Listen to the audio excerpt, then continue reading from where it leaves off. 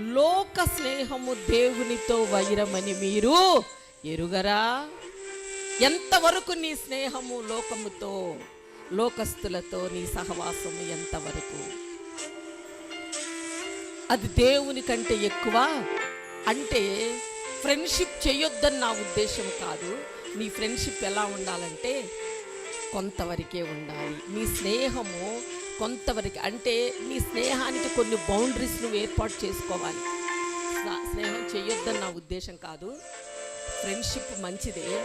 ఎంతవరకు ఆ ఫ్రెండ్షిప్? నిన్ను వాళ్ళు ప్రభావితము చేయకూడదు. Note this point your honour. లోకముతో నీ స్నేహము వారు నిన్ను ప్రభావితము చేయకూడదు. అవసరమైతే నువ్వు వాళ్ళను ప్రభావితము చేయాలి. అలా నీవు చేయలేవు, నీకు కావట్ల నీ వల్ల నా వల్ల, కాబట్టి స్నేహం తగ్గించుకుంటే మంచిది. నీవు